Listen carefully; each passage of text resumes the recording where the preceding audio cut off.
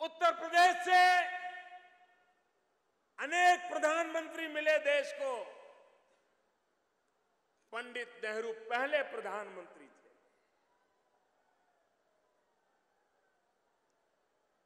उस समय यहीं से लोकसभा के सदस्य श्रीमान विश्वनाथ जी, उन्होंने संसद में खड़े होकर के भाषण किया था। विश्वनाथ जी ने भाषण करते हुए उनकी आंखों में से आंसू की धारा बह रही थी और विश्वनाथ जी ने कहा था कि पंडित जी, आप उत्तर प्रदेश से चुन करके आए हो, आप उत्तर प्रदेश से प्रधानमंत्री के पद पर पहुंचे हो, लेकिन उसी उत्तर प्रदेश में एक पूर्वांचल है, एक पूर्वी उत्तर प्रदेश है, वहां गरीबी इतनी भयानक है कि यहां के लोग गोबर में से गेहूं के दाने चुन चुन करके निकाल करके धो करके अपना पेट भरते हैं। प्रधानमंत्री जी, ये भाषण 1962 में पंडित नेहरू के सामने गाजीपुर के सांसद विश्वनाथ प्रताप जी ने किया था। भाइयों बहनों, तब पूरी संसद की आंख में आंसू थे। हर कोई इस परिस्थिति का बयान सुनकर के हिल गया था और तब जाकर के पंडित नेहरू जी ने एक पटेल कमेटी बनाई थी। वे पटेल गुजरात से थे,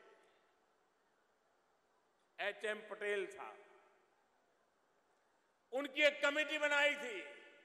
उस कमेटी ने रिपोर्ट दिया था इस इलाके की भलाई के लिए क्या क्या करना। भाइयों बहनों, पंडित जी चले गए, उसके बाद जो भी प्रधानमंत्री चले गए। मैं उत्तर प्रदेश से 9वां नंबर का प्रधानमंत्री हूं, 9वां। मेरे पहले 8 आ गए। भाइयों बहनों, वो रिपोर्ट डिब्बे में बंद रहा, कुछ नहीं हुआ।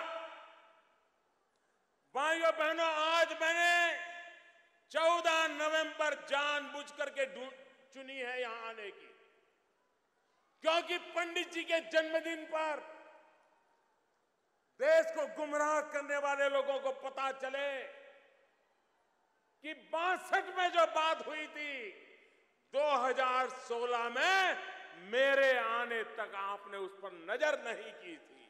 और इसलिए पंडित जी, आपकी आत्मा जहां भी हो, पंडित जी आपकी आत्मा जहां भी हो, 1962 में इन गरीब लोगों के लिए उनकी आशा अपेक्षाओं को कागजों की फाइल में दबोच करके आप चले गए। भले आप चले गए, आपका दल भले ही मुझे गालियां देता हो, आपके दल के नेता, आपके परिवार के नेता मुझ पर झूठे झूठे आरोप लगाते हो, तो भी पंडित जी, आपके जन्मदिन पर ही वो अधूरा काम आज मैं पूरा करने की शुरुआत कर रहा हूं। पंडित जी, आपको ऐसी श्रद्धांजलि इससे पहले किसी ने नहीं दी होगी जो आज उत्तर प्रदेश का एक एमपी आपको दे रहा है। भाइयों बहनों, 62 में कहा गया था कि गंगा जी पर पुल बना करके एक रेल की पटरी डाल दी जाए, ताकि इस इलाके को विकास का अवसर पैदा हो। भाइयों बहनों, सरकारें आई गई, नेता आए गए, सभाएं हुई, तालियां बजी, वोट बटोरे, लेकिन मां गंगा को पार करने के लिए कोई व्यवस्था नहीं।